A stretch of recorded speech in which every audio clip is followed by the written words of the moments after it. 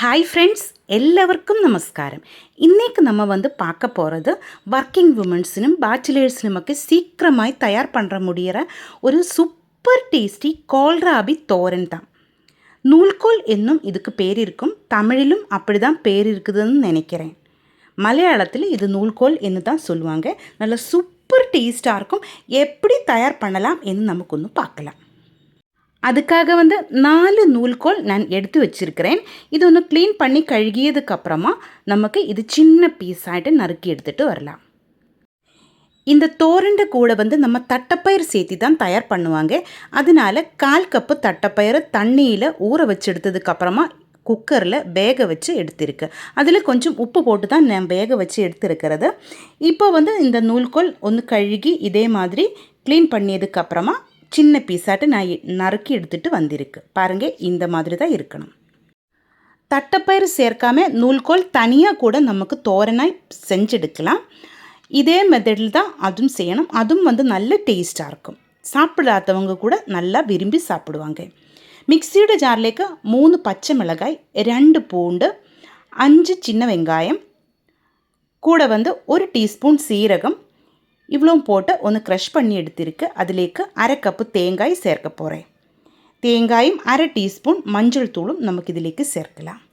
பாருங்கள், இந்த மாதிரி லைட்டாக ஒன்று அரைச்சி எடுத்திருக்கு. இனி கடாய் நான் அடுப்பில் வச்சு சூடு பண்ணியிருக்கு. 1 டேபிள் ஸ்பூன் தேங்காய் எண்ணெய் ஊற்றியிருக்கு. ஒர்க்கிங் விமன்ஸினும் பேச்சுலர்ஸினும் இதே மாதிரி டைம் இல்லாதவங்களுக்கும் எல்லாம் தட்டைப்பயிறு முன்னாடியே வேக வச்சு எடுத்து ஃப்ரிட்ஜில் ஸ்டோர் பண்ணி வச்சுருந்தா நம்ம வேலை கொஞ்சம் ஈஸியாக இருக்கும். இப்போ சூடாய எண்ணெயிலேக்கு கடுகு போட்டு வெடிச்சதுக்கப்புறமா வரமிளகாயும் சேர்த்து ஒன்று ஃப்ரை பண்ணியதுக்கப்புறமா நம்ம அரைச்சி எடுத்து வச்ச தேங்காய் சேர்த்து நல்லா வணக்கி எடுக்கலாம். இதில் சேர்த்தியிருக்கிற பச்சை மிளகாயோட பச்சை வாசம் எல்லாம் போகிற வரைக்கும் நல்லா வணக்கி எடுக்கலாம். கொஞ்சம் கருவேப்பிலையும் நான் இதிலேக்கு சேர்த்தியிருக்கு. தேவையான உப்பு சேர்க்கலாம்.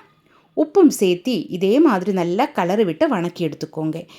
நம்ம தேங்காய் எல்லாம் நல்லா வணங்கி வரும்போது தான் நம்ம தோரனுக்கு நல்ல டேஸ்ட் வரும். இப்போ நல்லா வணங்கி வந்துருச்சு. இதிலேக்கு நம்ம நறுக்கி எடுத்து வச்சுருந்த நூல்கோல் சேர்க்கலாம்.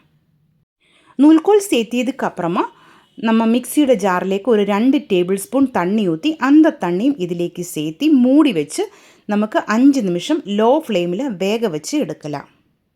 இடையில் மூடி திறந்து நல்லா கலரை விட்டுட்டு மறுபடியும் நம்ம மூடி வச்சு வேக வச்சு எடுக்கணும். பாருங்கள், இப்போ கொஞ்சம் தண்ணி நான் மிக்சியோட ஜார்லேயே ஊற்றி இதிலேக்கு சேர்த்திருக்கு. மூடி வச்சு நமக்கு வேக வைக்கலாம். இதே மாதிரி இடையில் கலர் விட்டு மறுபடியும் மூடி வச்சு நமக்கு கரெக்டு பாகத்தில் வேக வச்சு எடுக்கலாம். கேரளா ரெசிபிகளில் உங்களுக்கு பிடிச்ச ரெசிபி எதாவது இருந்தால் கண்டிப்பாக கமெண்டில் எழுதி போடுங்க. உங்களுக்காக நெக்ஸ்ட் டேயில் நின்று நான் அந்த வீடியோ ஷேர் பண்ணுறேன்.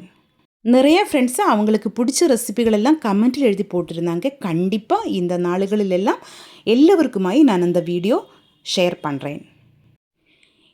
இதே மாதிரி இடையில் கலரை விட்டு மறுபடியும் மூடி வச்சு வேக வச்சு எடுத்துகிட்டே இருக்கணும். அந்த மாதிரி செய்யும்போது தான் நம்ம நூல்கோல் கரெக்டாக வெந்து வரும்.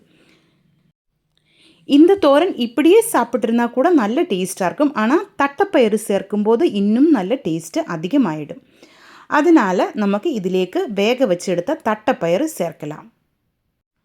கொஞ்சம் உப்பு கம்மியாக இருந்தது. நான் எப்போவுமே ஃபஸ்ட்டு கம்மியாக தான் உப்பு சேர்த்திடுவாங்க.